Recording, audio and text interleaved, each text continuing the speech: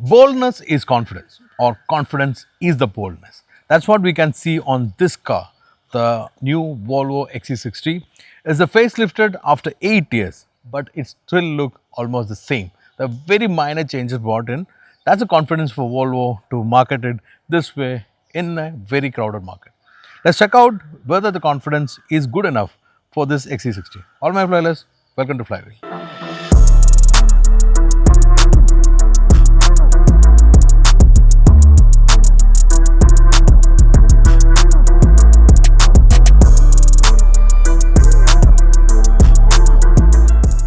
It was in 2017 when Volvo introduced this third generation XC60.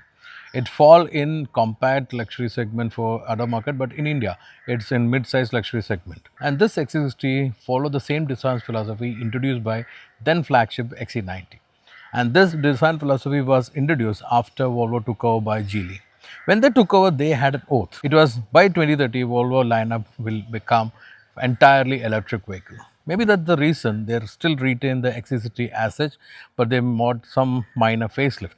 Major difference is in the front, it's on the grille, not even the size, shape, nothing changed, but grille internal pattern has changed. The vertical slat gone into a cross line, which resemble something like in a furniture. And Volvo I always used to quote it to follow the Swedish design philosophy, which is minimalistic, and I always connected with IKEA, and I can see that. The Stosshammer beam DRL is new element is retained and look attractive. Even the bumper chrome elements all are the same. When coming on the side profile, you can see a 19-inch wheel, which is new, and they maintained a good profile tire for the comfort.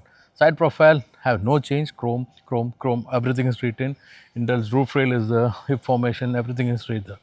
On the rear also you can see the signature Volvo tail light with a C-shaped design, rear spoiler, and the shape is also amazing. There is one shark fin antenna also on the top. A lot of people love this design so much, that's why they're not changed it much. Are you in that group? Just let me know in the comment.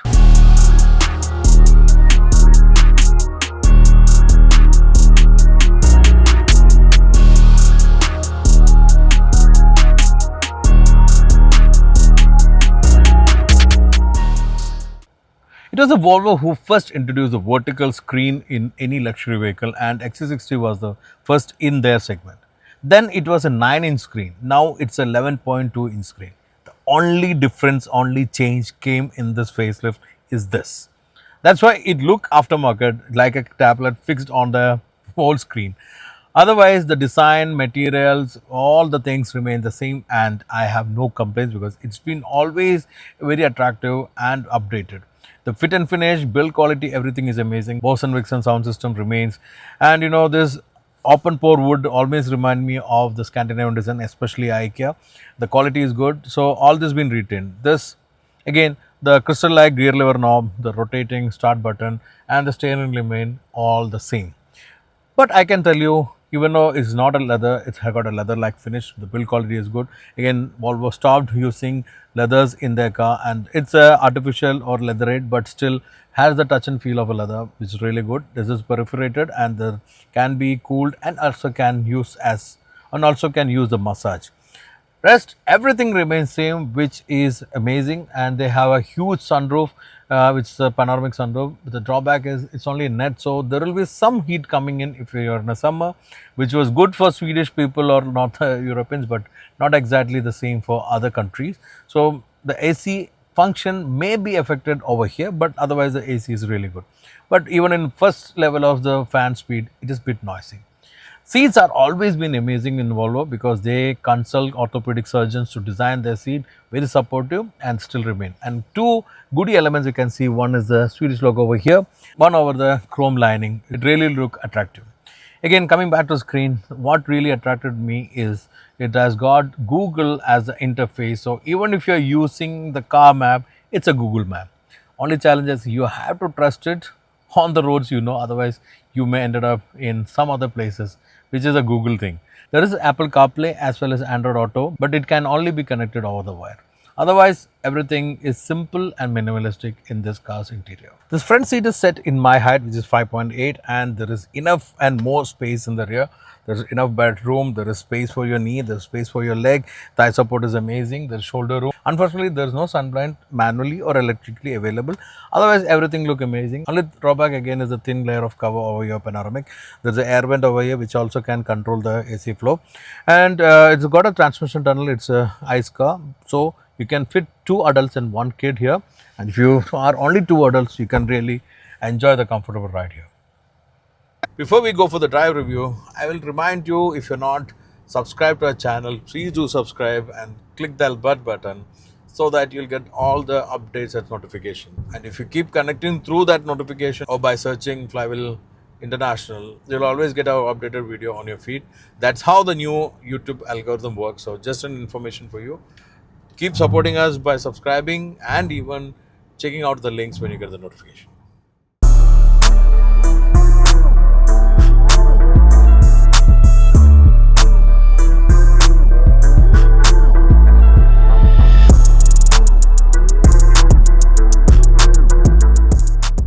So when you talk about the new XC60, it still retain the same old powertrain for this market. It's a 2-liter producing 250 HP power and 340 Nm torque. And it's mated to ZF 8-speed gearbox, which is a very well performing gearbox. And the power is delivered to all the four wheels through the all-wheel drive system which Volvo has.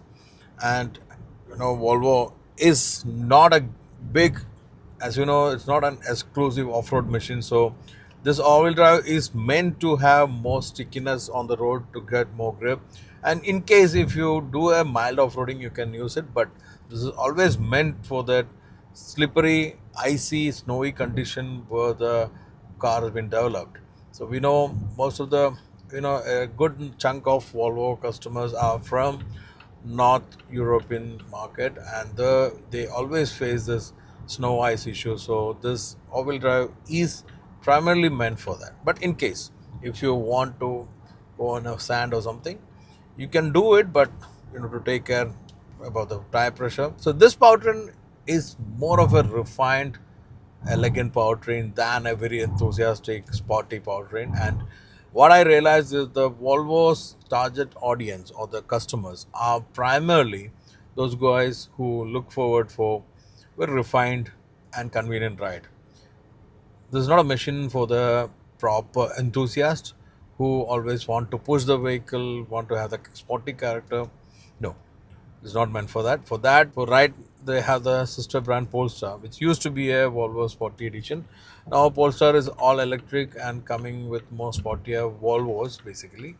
And the parent company is Geely, and just because of their support, Volvo still alive. And this tie-up helped them to do all the research and R&D to make this car one of the safest cars.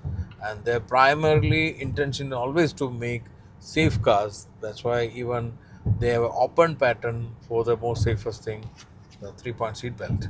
Having said that, one thing contrary to that safety is the screen. It's not just the screen, how you centralize all the control to the screen, which I don't think is a right move for any brand who is concentrating on safety the most. When you use the screen, your attention is always diverted. So when you use the screen, your attention is always diverted, and it's not a safe thing to do, especially in such conditions. You've seen a vehicle taken a wrong turn. It is his mistake, but still I have to be alerted and I have to be very cautious. And if my attention is diverted, it's not a safety to do. That's why I always say the physical button should be there, especially for the essential controls. Which I think in this car, the few buttons are still alive, but which I think in this case it is still there, but the newer Volvo is all on the screen. So which is not the right thing in my opinion. What is your opinion? Do let me know in the comments. The Volvo 60 is most enjoyed when you are in the city, especially when you want a very relaxed, comfortable drive, because it's very refined inside. The double glazed glass, the powertrain, and everything is refined. Even the way the gearbox performs is a refined way. So this will be the choice for those who are a very relaxed, calm person. Of course, the enthusiast won't be going for this car, especially because the grunt of the engine is not tuned for more performance. There is no paddle shifters, nor the gear can be used manually. So this primarily is not for enthusiasts, but those who guys who want to have a very safe, comfortable ride and look forward for your safety, this is a good choice. And it does look it does look the same from exterior, but I won't call it outdated because Volvo has always had the heritage of having a very long model life, and they're still continuing in spite of in spite of all the competitors are shifting to the new philosophy of lesser life for every generation. So these changes are subtle, but still, I think a lot of people will love it. Do you love it? Let me know. Anyway, being Volvo, is very safe. ADAS features are performing perfectly, and other features like the build quality, even the active and passive safety features, performs very well.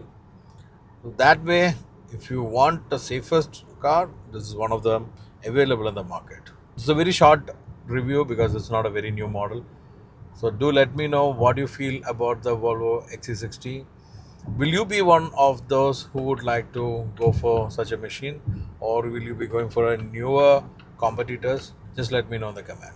As I told you, if you're not yet subscribed to the channel, please do subscribe. Also like and share the video.